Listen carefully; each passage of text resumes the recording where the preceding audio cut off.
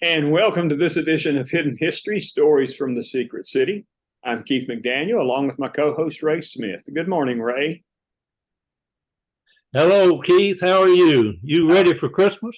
oh no, I haven't bought the first gift, but yesterday was the final day of school for the semester. And Okay. so I've got a little bit of time this week. And so we'll be ready by the time it rolls around here. All right, Ray, we've got a very special guest with us today. Why don't you introduce him? We really do. And I am so glad to have Kyle Carpenter with us today. Kyle is a Medal of Honor recipient. Actually, he's the youngest living Medal of Honor recipient. And he was at the convention in Knoxville a couple of months ago. And then he wanted a more in-depth understanding of the Manhattan Project and another tour of Oak Ridge, which would be more detailed. And I got connected to him and got to know him there and asked him if he would be our guest, and he graciously agreed. I know his schedule is tight, but he's worked us in. So, Kyle, we're going to let you start off by telling us a little about yourself, and then we want to talk about what you're doing and what your plans are for the future, but also about your trip to Oak Ridge. So, you go ahead and introduce yourself a little better, and take it from there. All right. Hey, well, thank you both gentlemen for having me this morning. It's great to be with you as always. And um, so I guess first and foremost, Ray, I'm thankful that our paths crossed because I did have the incredible experience of visiting the Oak Ridge facility. And, as someone who just loves history as a veteran and military history also specifically, it was just so fascinating. And as I said in my email, the only thing better than the experience itself was the people. So it was just great to spend time with everyone. And, I don't know if you can even prepare yourself for what to expect at a nuclear facility that's is so historically rich and been there for so many years, but it far exceeded my expectations, and everything I learned was just amazing. And so I appreciate that. And then I wrangled you into doing my podcast. So thank you for that. But I had a great time. And just, personally, my journey, I was injured in 2010 by a hand grenade in Afghanistan. And, um, I'm on a mission now because I experienced what I thought were my final moments on that roof. I'm on a mission now to try to impact the world as much as possible in a positive way and help as many people as I can along the way. So it's been a difficult at times, but a really interesting journey of recovery and kind of self-discovery, I guess.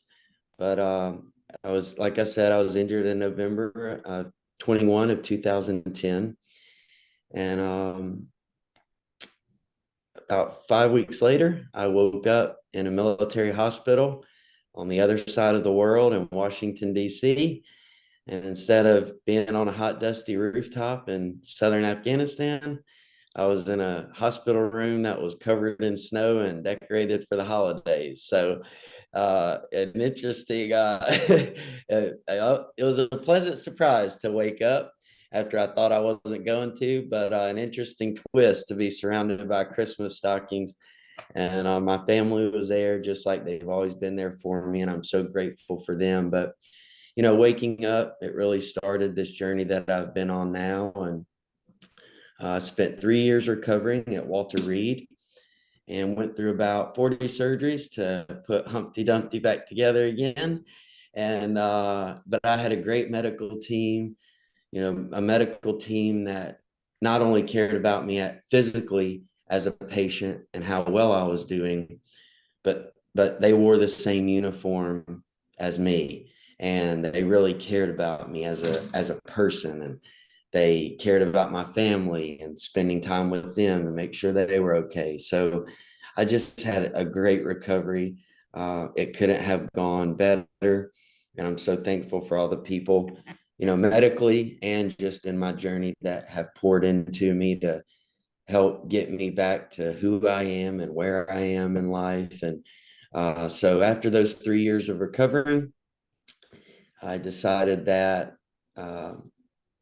I had felt inside that I kind of accomplished what I set out to do in joining the military, of serving that bigger purpose and giving of myself and my life at the time. And so I was comforted that I could medically retire, and especially knowing the connection that I would always have with my fellow service members and those that I recovered with.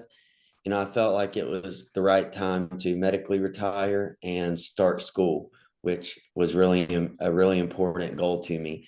So I got done with the hospital in 2013. And about a week later, after 3 years in the hospital, I was walking to freshman classes at the University of South Carolina. And the next 5 years was an amazing journey of school and learning and transition as a veteran. And that got much more interesting when during my sophomore year, I learned that I would be receiving the Medal of Honor. And I couldn't tell anyone. So, I was at the Pentagon all week working with public relations Marines, and I had this great team to help prepare me for if the Medal of Honor was going to occur, because we actually didn't have any idea where it was at in the process. So I was at the Pentagon all week doing all of this prep work, and the weekends I'd be back in South Carolina at school hanging out with my friends. So I had to kind of pretend like, oh yeah, finals are tough for me too. And yeah, that class is really working me. And all the while I wasn't even in classes anymore. So that was a little strange, but I stuck with it. I stayed true to the path, and I graduated in 2017. And ultimately, like everyone, just kind of still trying to figure out life, but I'm doing some public speaking. And as we mentioned, I have a podcast, which I really enjoy because there's a lot of good people out in the world that need their story shared. And I think by helping them share it, will help all of us be a little bit better. But it's been a great journey. And ultimately, I'm just so thankful to still be here and be able to cross paths in life with good people like you. Yeah. Kyle, let me Well, ask thank you. Kyle, what did you study? What did you study when you were in college? International relations. Okay. Outstanding. Well, I want to say a couple of things. One, I know Christmas has a special meaning for you. So this time of year brings back memories, I'm sure, of your recovery and waking up. Oh my gosh, I can't imagine that. Especially your last thoughts were, this is it, I'm gone. And then all of a sudden, here you are in a Christmas decorated room with family. That is amazing. And I want to tell you about that podcast. And the interesting thing about that, I was so delighted you asked me to participate in that. And I think we had a good time doing it. I did. And when I got back home and was talking to my boys about the fact that I'd met you and was on a podcast, my youngest son, Zane, said, well, what's the name of that podcast, Dad? And I said, well, it's Kyle Carpenter's podcast. He said, oh, I've been listening to everything he's had on that podcast. Really? So when he already, I mean, he clicked right to it on his phone and started listening to the one that we had created just as soon as it came up. So he was probably your first person to listen to it other than you. Wow. Well, tell him thanks for his support. And I love that story. That's a great story. And it's been listened to in many countries and many places around the world. So I'm thankful that I could get, the hard work and the stories of the people at Oak Ridge and the history out there. But That's great. I hope he keeps enjoying it and keeps listening. He said, Dad, And, do you know? Go ahead. and remember during the show, I think maybe the best part is how in the middle of us talking, the alarms started going off. And it was perfect. It couldn't have been scripted any better. You got to have a loud alarm going off at a nuclear facility. We were actually in the John Guggen Library in the Y12 History Center at Y12. And Keith, you've been out there filming and you know the experience. You Oh can't yeah. ever, PSS is going to come on with an announcement and tell you what you might not want to hear, but that something's going on in the plant. And it happened to us, and that was neat. One other thing Zane said is, Dad, do you know who else he's interviewed? And I said, yes, son, I do. And he said, that's amazing. In there with a really interesting group of people. And I said, yeah, all of the people he's interviewed, the head of the National Park Service, generals, and Ray Smith. Oh, man. But Well, you know what's what your they next? say, right? Right. You know what they say. You know, it's your children. That's home. It's what I always say. A prophet is without honor in his own land. You know, you may be famous other places, but not at home. That's for sure. I'll tell you this story. A number of years ago, and I'll do it quick. A number of years ago, a company from Great Britain was filming in Oak Ridge for the History Channel, and they were filming the story of the lost city of the A-bomb, and I found them a lost city. That it was, Happy Valley. Keith, Yeah. from K20. But at any rate, they made that film, put it on the History Channel, and it was playing. And one day I was in my oldest son's house, and we were sitting in the den, or I was, and kids were just walking by, and the grandkids. One of them walked by and stopped and looked, and that movie was playing, and I had a part in it at that time. And he looked at that television, he said, "Oh, it's just Paw Paw," and walked on off. Just never paid a bit of attention to it. I don't think he's movie to this day.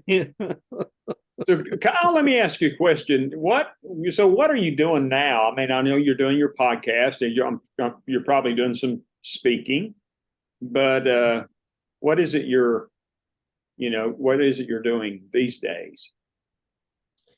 Yes, sir. Correct. I'm, the podcast is very much a work in progress.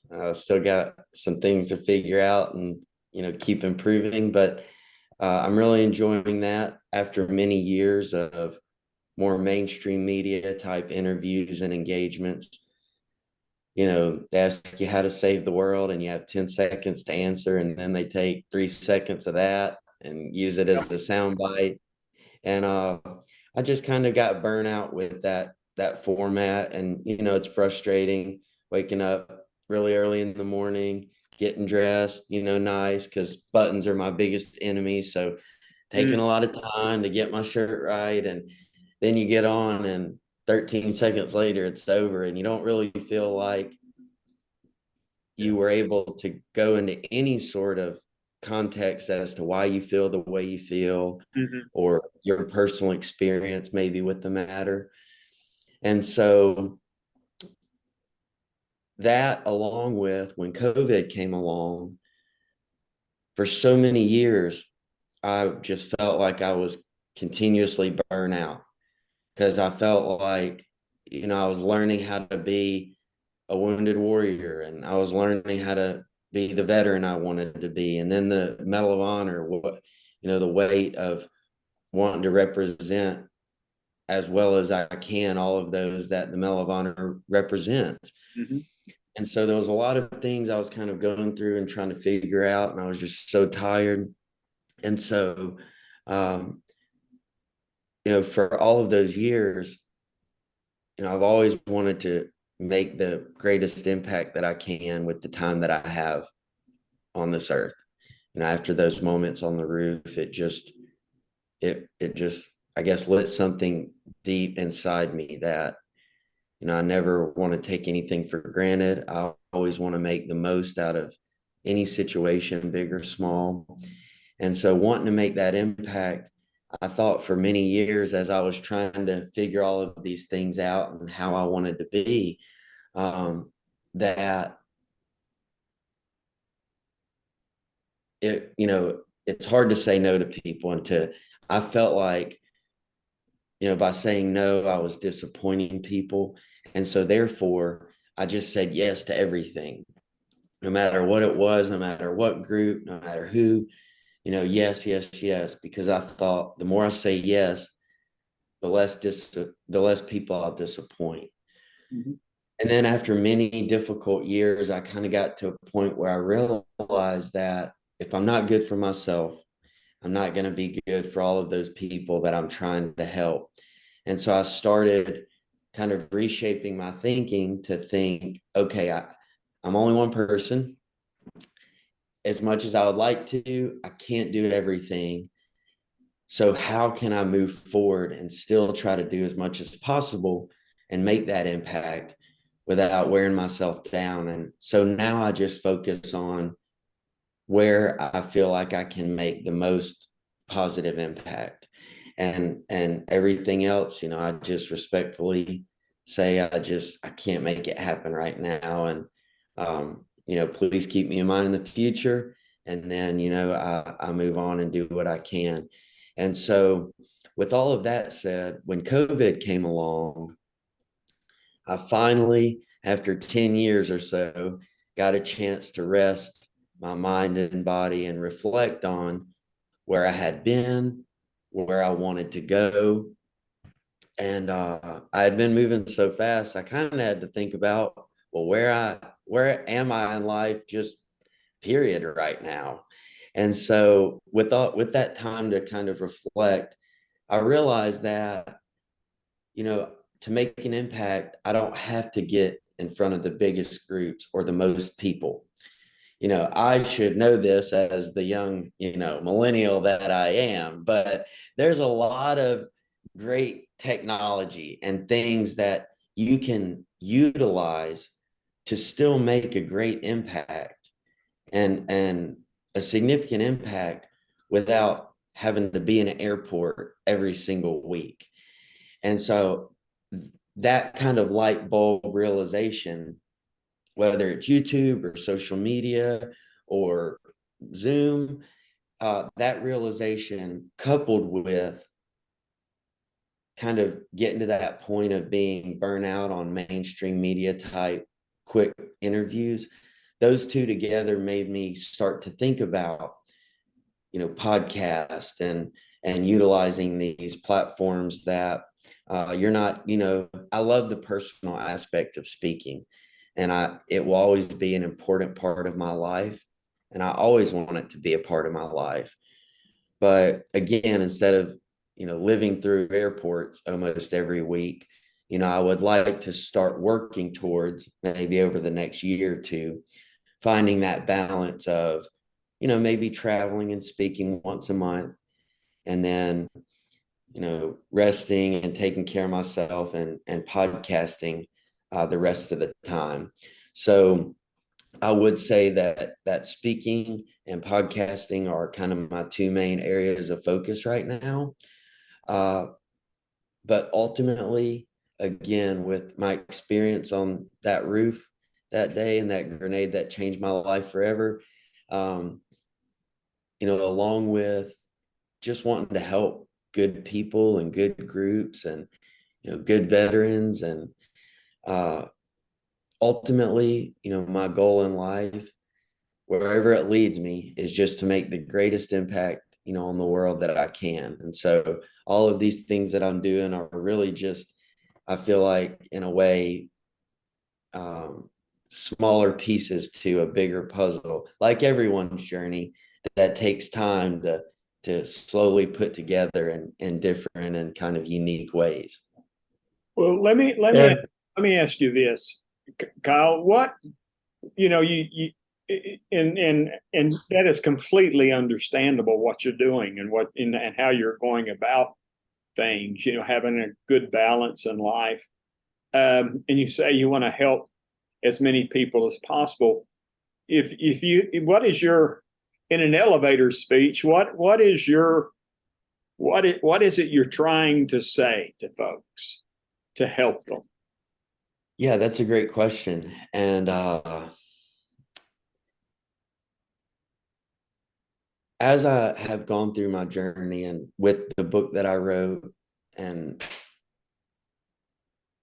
as I've interacted with people and done all of these engagements over the years, I had this moment where I realized that most people would come up to me and say, I was never in the military, and then proceed to tell me their own version of struggle and the adversity that they faced, whether that was a surgery, a car wreck, that maybe they were a veteran and something happened during their service.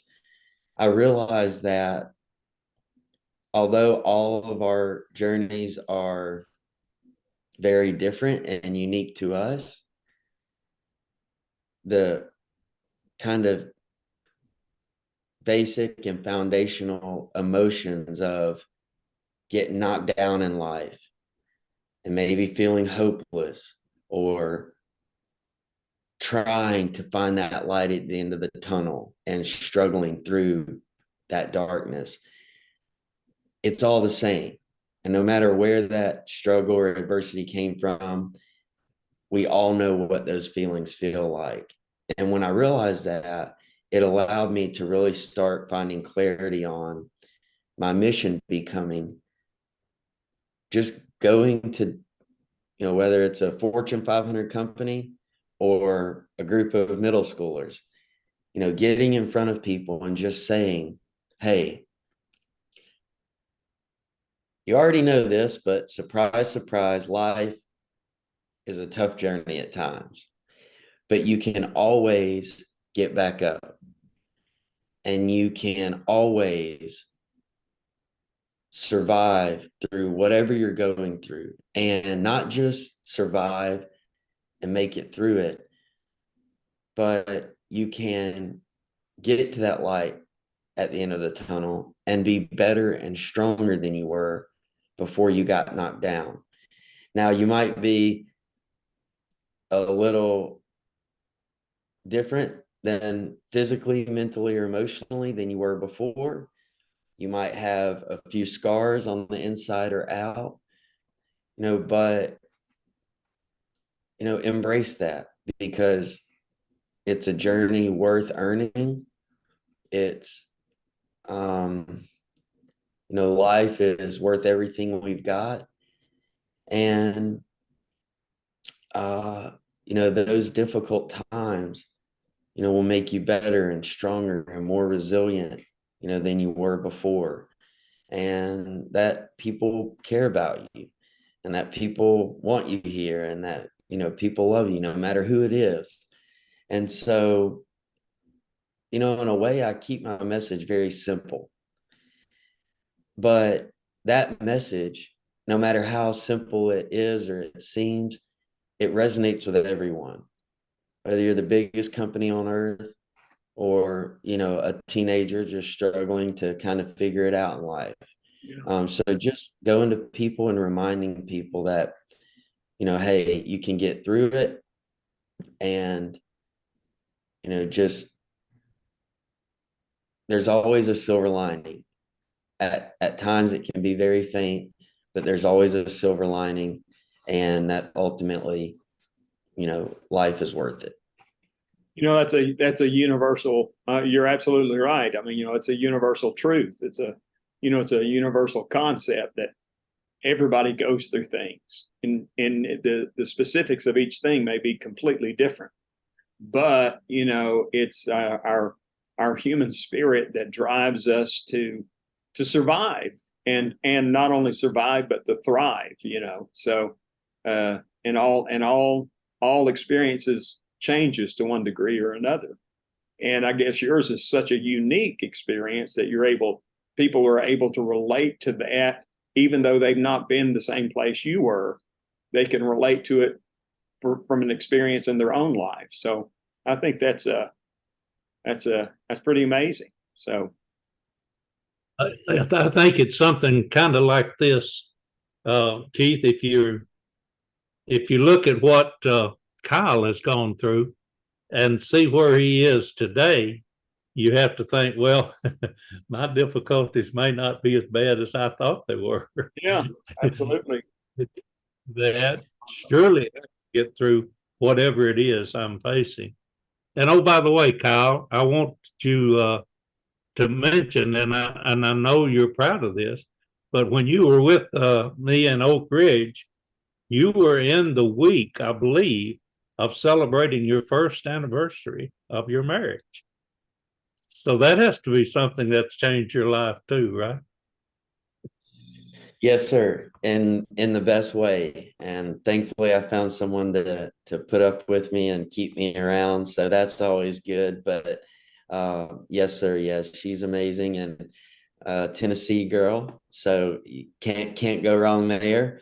But yep, we're 1 year in and so far so smooth and it's going great. And I've been traveling this week. So, the rest of this weekend we'll be hanging out and I hope she doesn't drag me to too many Christmas villages or nothing, but you know how the girls are. They love cute Christmas, but no, it's I do, been but yeah, you be sure and tell her that I said hello, and it was a delight to meet her and you, of course. But she compliments you well. Let me say that. Okay. thank you, Ray. Yeah, she loved our time there, and she's mentioned you many times already, and she's probably excited for to hear the review of how our talk went today. But yeah, she loves Ray, so I told her she better watch out. Now, where are you based out? Where are you based out of now, Kyle? Charlotte, North Carolina. Yeah. Okay. Is that where you're from originally?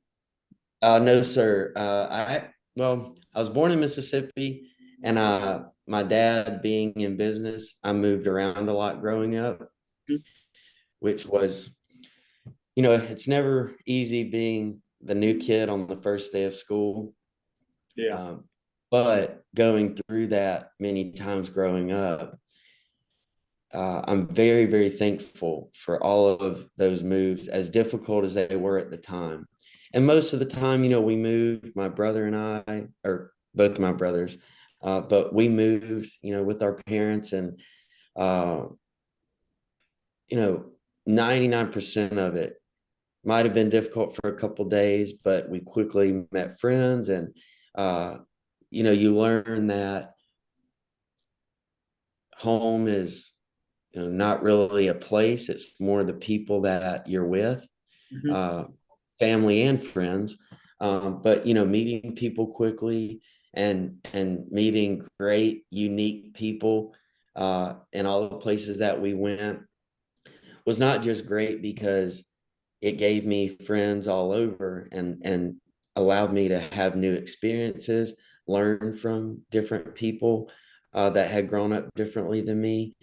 But I think most importantly, going through that so many times allowed me to be completely comfortable and not have any reservations about joining the military, because the military is a path of the unknown, whether it's not knowing what PT is the next morning, not knowing what the next deployment is, or next training op. And sometimes not even knowing where you're going in the world. Just being on that Navy ship and cruising around until you're needed somewhere, whether that's hopefully not, but in a tension type environment or humanitarian. And so there's a lot of unknowns that come with military service.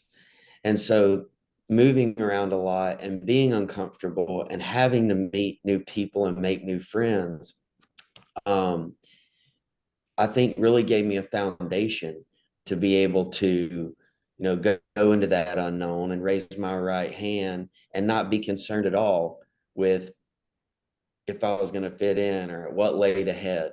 And so, I'm thankful for that part of my childhood. But with all that said, I was born in Mississippi, and over multiple moves, my family and I, about halfway through my high school career, we moved to South Carolina, and we love it. It's an amazing state, very military and, veteran supportive. And so, South Carolina is home, but currently, my wife and I, we live in Charlotte, North Carolina, and I've lived here. She moved here about 2 years ago, but I've lived here for going on 4, because after I graduated school in 2017, I knew that I was going to be working on my book for a couple of years, and I stopped all professional engagements. I stopped everything, and because I wanted to give it my full and best effort.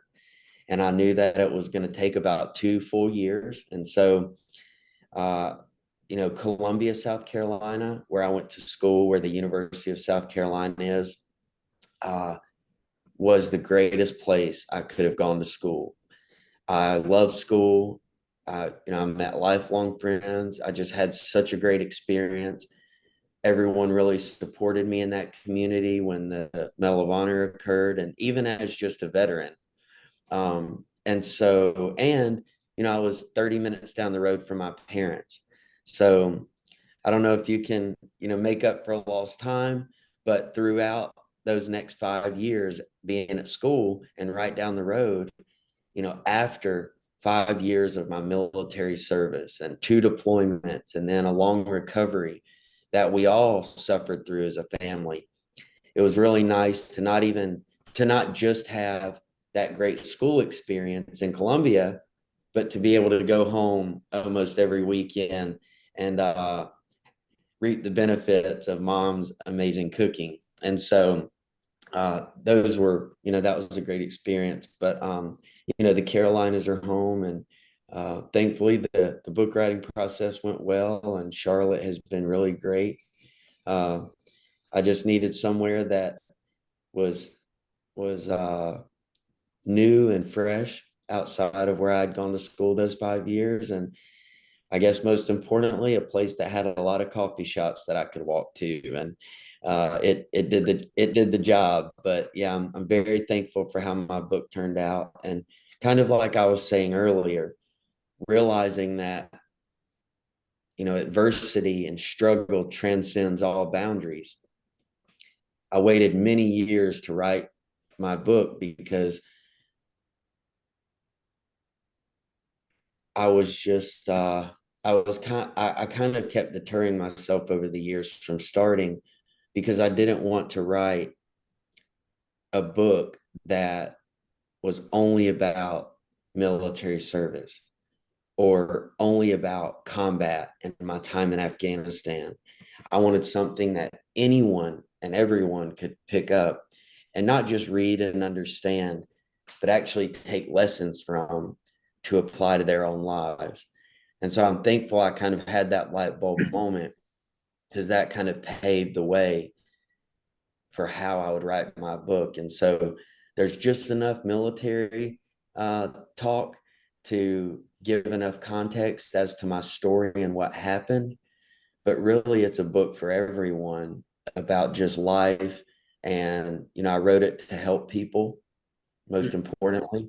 And so it's really just about life and, how to take the cards that, you've been dealt, and how to try to get back up and start, rebuilding your life after whatever happened to the best that it can be, to where you get the most out of it. And,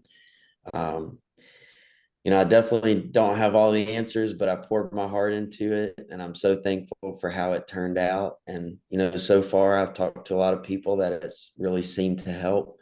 So I'm just very grateful for that. But, also by writing it, it allowed me to, just dump all of the stories, from the surgeries to my doctors to, my tutor that came to Walter Reed in the hospital to help me get ready.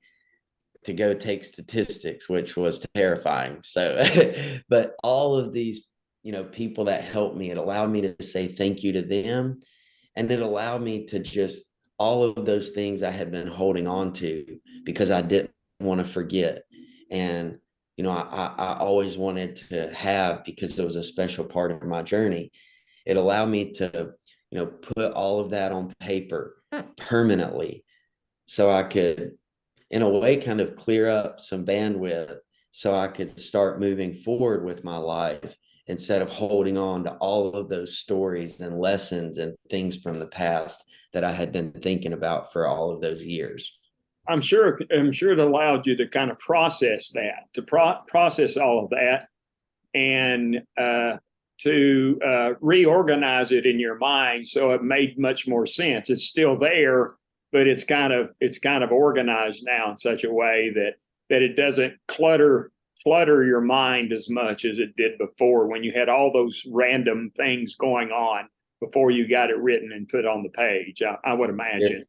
Yeah, you're exactly right. And it was an amazing process. A lot of people think that it might have been really difficult and it was a struggle to get through, but it was actually a wonderful experience. And the only part of my journey that will always be very difficult for me, and that was difficult to the chapter to get through in the book, was how hard it was on my parents to see me suffer so deeply for so long.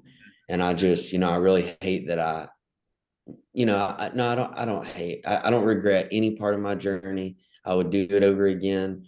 I wouldn't change one thing, but it's just really hard on me to know that something from my life decision and my path, which again, was my journey to bear, and I'm grateful I did it, but that something that came from a decision that I made cost my parents and my family so much heartache. And, I don't even have children, but to imagine anyone that I care about or love having to watch them struggle for every breath and to be in incredible amounts of pain with no way to help them.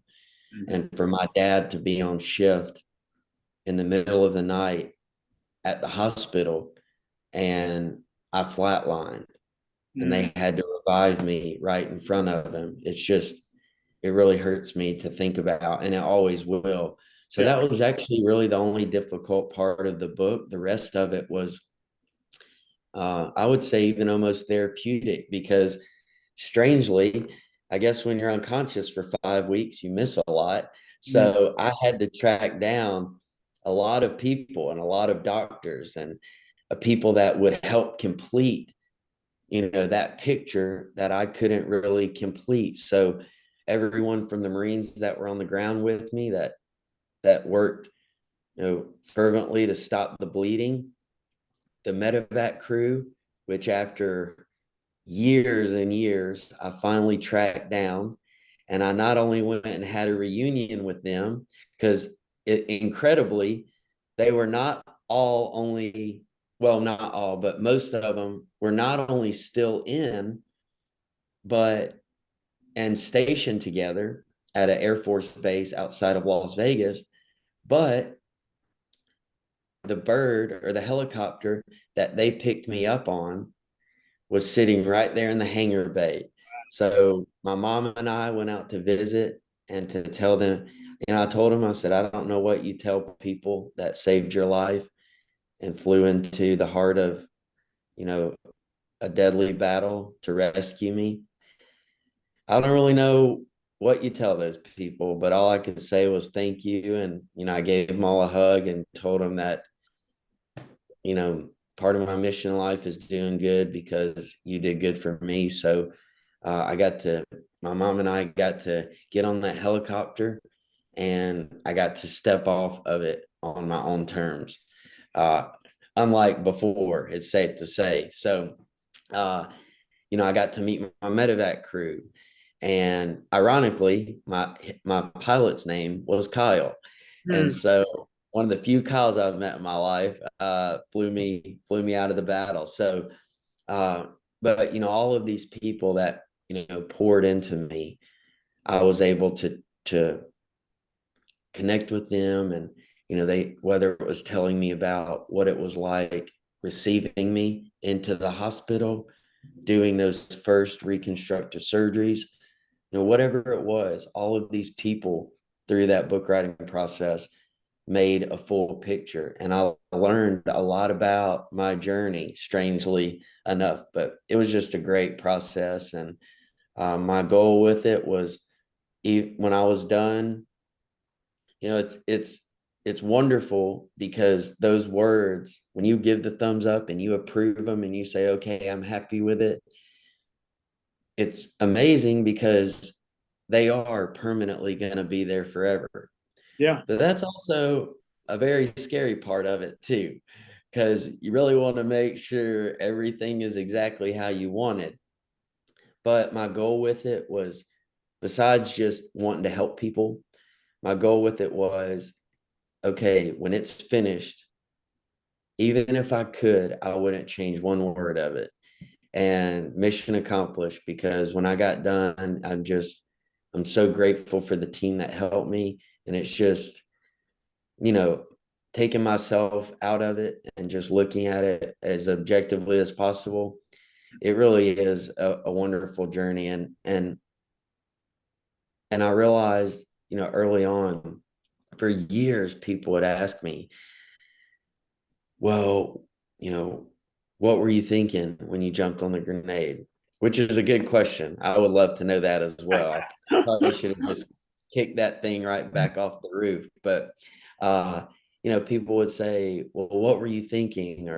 Or how could you do that? Or why did you do that? And just trying to understand, how someone would, really put their body and their life, on the line for someone else. And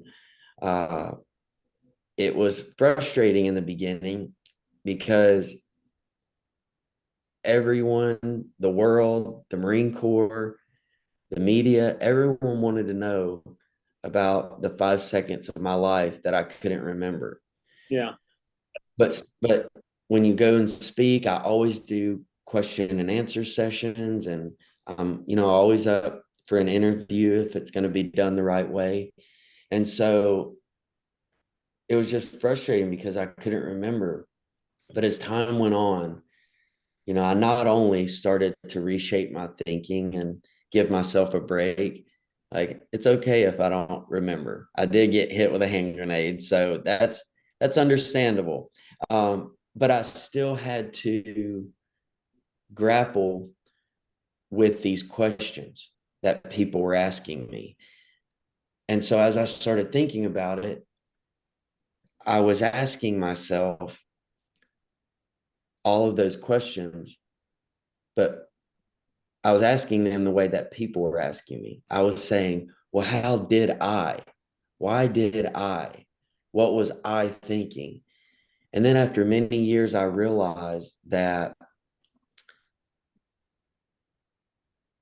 yes, it is my story, but that moment wasn't a Kyle moment. It was the human spirit. There are people every day, whether you served or worn a uniform one day in your life, you've never served in any capacity. There are people around the world every single day that put their life on the line for others and do great things for other people around them, sometimes at risk of their own well-being. And so this book, how I said, take me out of it, and just looking at it as a journey. Yeah, it's great that it's, it's cool to be an author and to have a book, but ultimately, it's a journey of showing how the human spirit can overcome anything, and again, can come out of struggle. And you might be a little banged up from being blown up, but you can come out of struggle and triumphantly and victoriously, and you can do it with a smile, and and um and just that, how resilient the human mind, body, and spirit is. Ray, were you holding up a copy of his book a while ago? Was that what you were doing? Right. It is, the name of his book is You Are Worth It. Okay. Building a Life Fighting For. And I'm proud that you've done that, Kyle. I'll let you know that it's going to be Christmas gifts that I give to several people, because I think your story is so valuable. And what you just said about, yes, it's about you, but no, it's about the human spirit. I think that is so universally true and so Absolutely. very valuable. Absolutely. And Kyle, thank you so much for being with us today. We really, really appreciate it. Oh, of course, anytime. And Ray, whoever you give the book to, tell them I hope they like it. But if they don't, just don't give me a review, okay?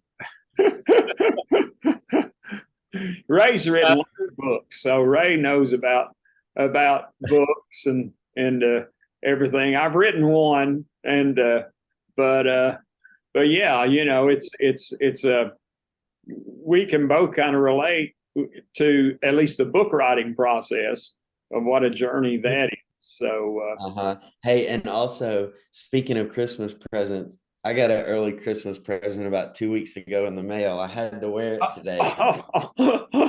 wow, that's great.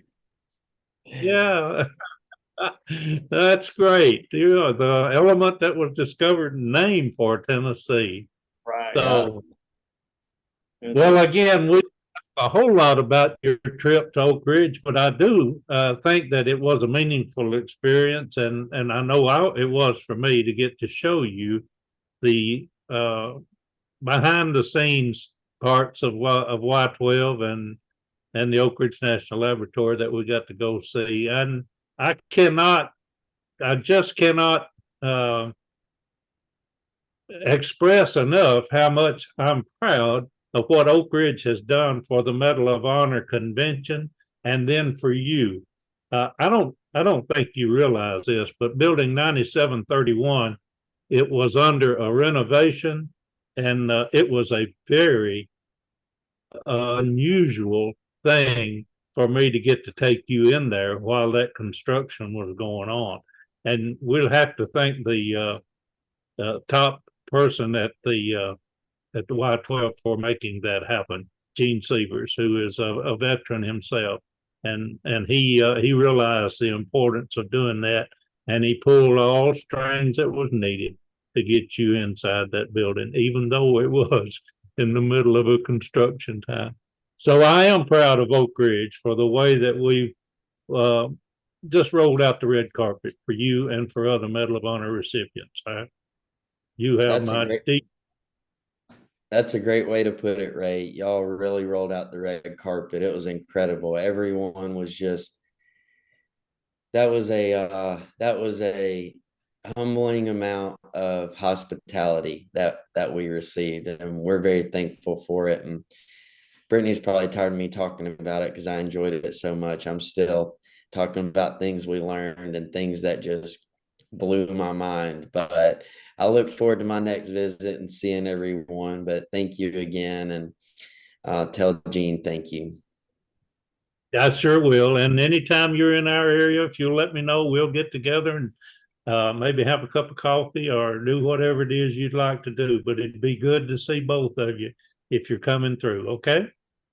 Oh, of course, Ray. We'll definitely see you in the future, and we look forward to it. And thank you both for your time this morning. This has been great, and I look forward to for it to go up so I can rewatch it. Great, great. All right. Well, thank you again. And Ray, we're going to take a little bit of a break over the holidays. And we'll be back probably in about a month or so, maybe a little bit less after the first of the year with a new set of programs and a new set of guests that I know you're working on as we speak.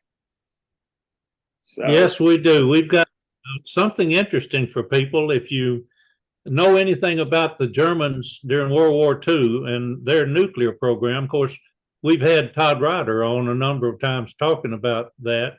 But one specific aspect of it is the uranium cubes that were used to build a nuclear reactor, Werner Heisenberg built.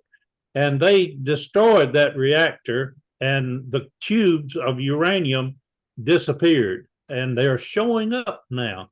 I have at least 2 people that have, and I know a third one that have actual cubes that came out of that German reactor. So maybe we'll get to learn a little more about that by bringing these individuals on. Again, because of Zoom, we can go anywhere in the world and get people like Kyle Carpenter to spend some time with us. So I look forward to next year. I hope everyone has a Merry Christmas, a wonderful holiday, good New Year, and then we'll get back into this next year.